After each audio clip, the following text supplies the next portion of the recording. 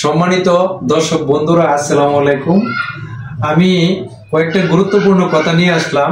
কথাগুলো হচ্ছে, যারা হজ করতে যাবেন, যারা হজের প্রিপারেশন নিচ্ছেন এবং এখন বর্তমানে বাংলাদেশ থেকে যারা হজে যাচ্ছে 25% লোক হচ্ছে মুরব্বী, অর্থাৎ 60 বছর, 65 বছর, 70 বছর বয়স, এই ধরনের লোকই বেশি হজের জন্য রওনা দেয় এবং এই হজ করার জন্য যায়।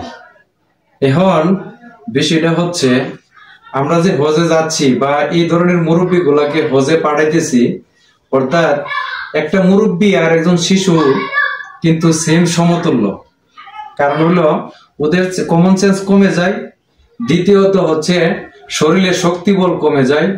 এই জন্য আমরা এই লোকগুলারে, এই মুরব্বীরারে হজে পাঠানোর আগে, উমরাতে পাঠাই বা বড় হজে পাঠানোর আগে যে এজেন্সির মাধ্যমে আমরা কথাবার্তা বলি এবং যে মুআল্লিমের মাধ্যমে আমরা যোগাযোগ করি, এটা করার আগে অবশ্যই এই কথাগুলা জেনে নেবেন যে মুআল্লিম আপনার পরিচিত কাছের লোক, এই মুআল্লিম সাথে যাবে কিনা। এটা হলো আমার 1 নম্বর পয়েন্ট।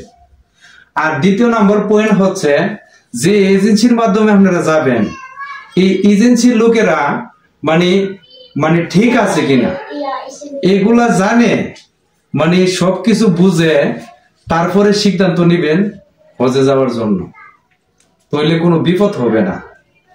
আর যদি এই ধরনের চিন্তা ভাবনা না করেন, তাহলে আজকে আমার যে বিপদ রেখেছে, এই ধরনের বিপদ অহরহ ঘটতে পারে। কারণ একটা মুরব্বী যাবে, ওনার হাতে জ্ঞান চেঞ্জ ওই রকম নাই। একটা লোক বাংলাদেশ থেকে যখন সৌদি আরব যাবে, এই যে একটা রানিং করে, এই যে একটা পরিশ্রম করে, একটা লোক মুরব্বী লোক যখন এই পরিশ্রমটা করে, তখন সে যখন ক্লান্ত হয়ে যায়, তখন কিন্তু ওই ধরনের চেঞ্জটা মাথার থাকে না।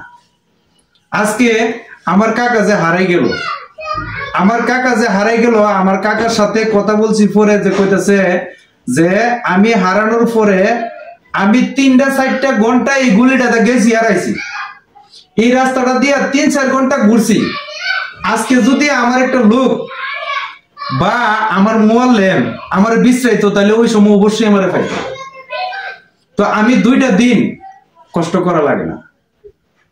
তো এই জন্যই বলতেছি, মুআল্লিম যাতে পরিচিত থাকে এবং কাছের লোক থাকে, মুআল্লিম যাতে আরেকজন দালালের কাছে নিয়ে বিক্রি না করে, ওই ধরনের আগে কথাবার্তা কনফার্ম করে তারপরে হজের টাকা জমা দিবেন, জমা দিয়া যাওয়ার চেষ্টা করবেন।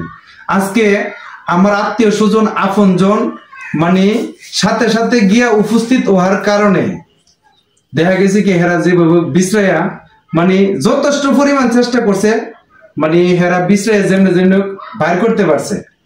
কিন্তু অনেকের তো আত্মীয় স্বজন বা কাছের মানুষ মক্কাতে নাও থাকতে পারে, মদিনাতে নাও থাকতে পারে। তাইলে এই যে একটা লোক অসহায় অবস্থায় মুরব্বী পাড়ি দিল হজ করার জন্য, তো এই লোকটা যদি ওখানে গিয়া হারিয়ে যা, বা হারিয়ে গেলে তো পাওয়া যায়, হয়তো 2 দিন পরে পাওয়া যায়, 1 দিন পরে পাওয়া যায়, 3 দিন পরে পাওয়া যায়।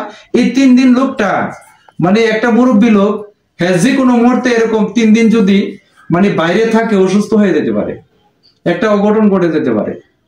তো এই জন্য যারা হজে যাবেন এবং যারা হজে যাওয়ার প্রিপারেশন নিচ্ছেন, সবাই এই দিকগুলা চিন্তা করে তারপরে হজে যাবেন। ধন্যবাদ সবাইকে, আসসালামু আলাইকুম। ভিডিওটা যদি, আমার কথাগুলো যদি গুরুত্বপূর্ণ হয়ে থাকে, তাহলে অবশ্যই ভিডিওটা শেয়ার করবেন। ধন্যবাদ।